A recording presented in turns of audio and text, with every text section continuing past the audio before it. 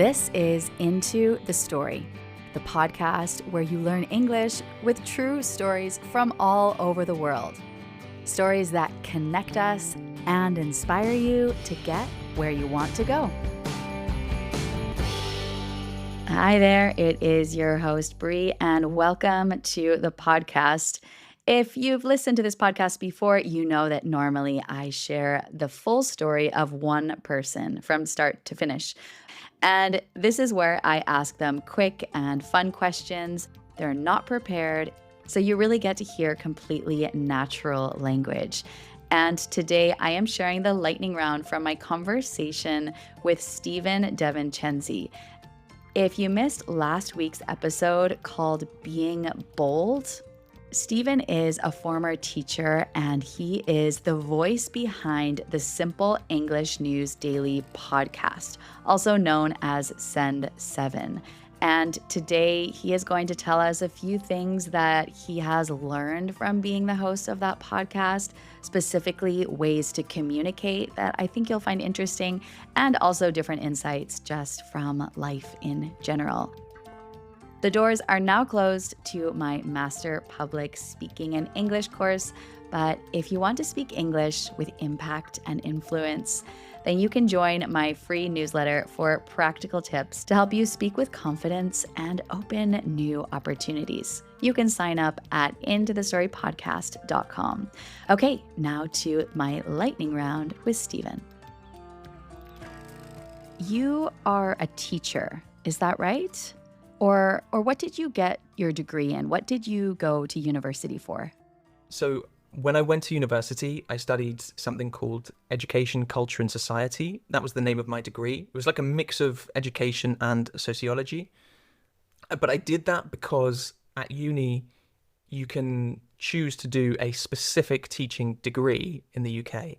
Or there's another route to be a teacher, which is to have any degree at all and then do a 1-year conversion at the end. And I wasn't 100% sure that I wanted to be a teacher when I went to uni, so I didn't want to do the just teaching degree. I wanted to have a normal degree and then do the teaching part. But after I finished the 3 years, my bachelor's, my degree, then I just traveled for 10 years or something, and I was teaching in other places, teaching English and doing some other things. And then when I came back to England just 5 years ago, that is when I actually did the last year, the conversion year, called PGCE, Postgraduate Certificate of Education. And I did that in something which is quite rare. And actually, that's the reason I ended up in Canterbury, where I live now, which is for people who are so indecisive, like myself, that even when they're 29 years old, they still don't know where they want to work in primary school or in secondary school. Canterbury was one of the only places where you could do both. So you could do a primary and secondary combined course. So that's why I ended up coming to Canterbury to do that. But I am qualified to teach in primary school or to teach Spanish and French at secondary school. So you definitely are a teacher and you're used to explaining concepts to people. You're also the host of the Simple English News Daily podcast, also known as Send 7, where you are breaking down news. You're explaining news in simple ways every day. My question is, how do you make difficult ideas easy to understand? I would say, firstly, I would read the story and understand it well myself, and then imagine that I'm explaining it to somebody who doesn't know anything about it at all, or even, I don't like to say explain it to a 5-year-old, because a 5-year-old probably doesn't know enough, doesn't have enough background information about, the world to understand it, but explain it to somebody who just doesn't know about that specific situation. One thing which is really useful is just speaking clearly. Most people don't speak clearly. So, what I hear you saying is that in order to make things clear, it starts with your voice. I mean, on a very basic level, just use your instrument, which is your voice, use it clearly and be aware of who you're talking to. And then in terms of content, start by making sure that you understand what you want to say very well. And then, do you have an approach for do you always start in a certain way? Do you always start with location?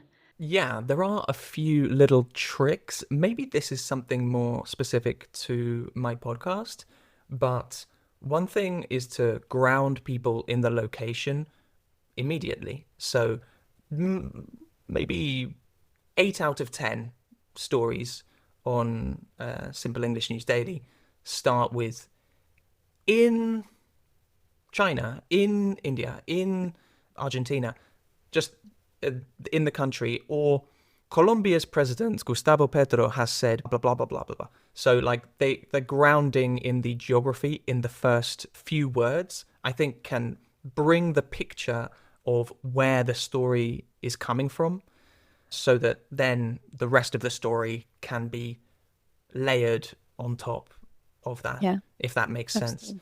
Yeah, that Um, makes sense. and then also try to use less words to say the most important thing that you're saying.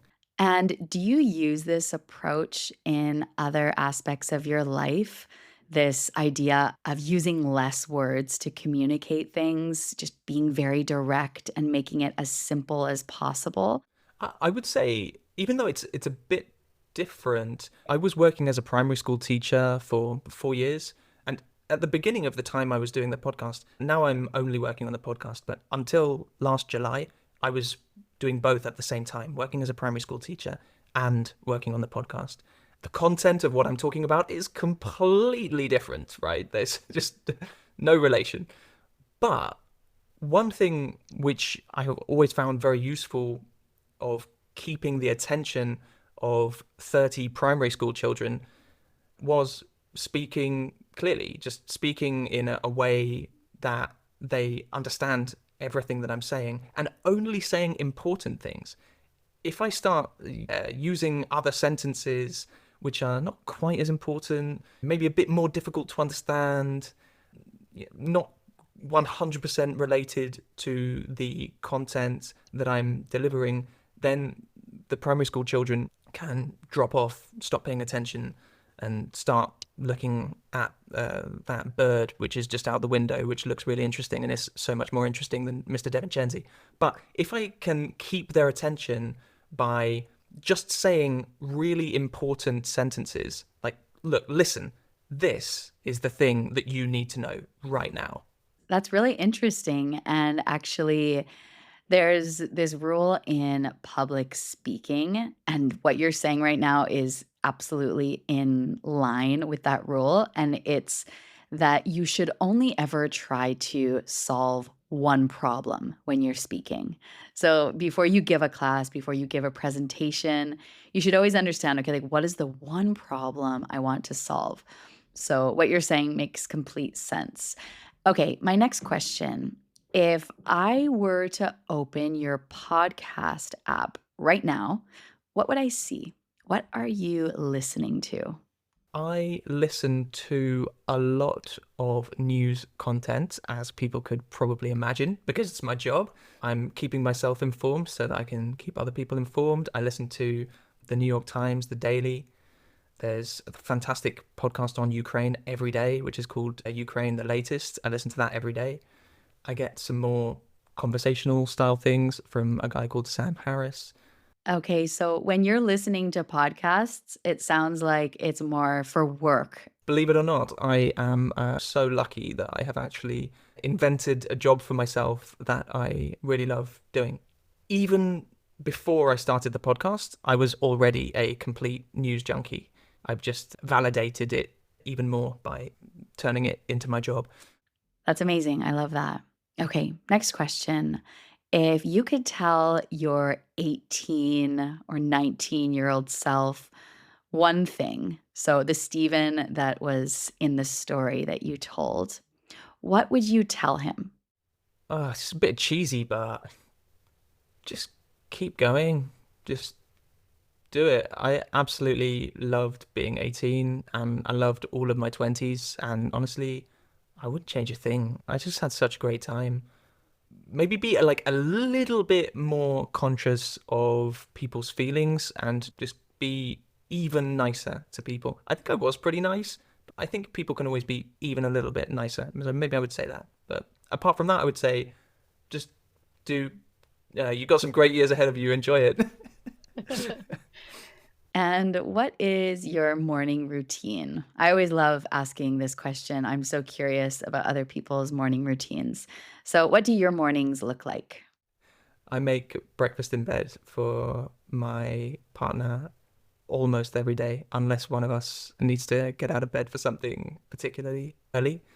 Most days, like 4 or 5 days a week, I go downstairs, make coffee, um, put on some kind of podcast for myself for a moment.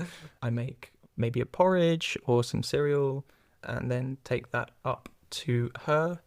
And then I go into my email and see just in case anybody from the Send7 world has written me anything and check that that's all safe and sound. And yeah, see what's in my diary.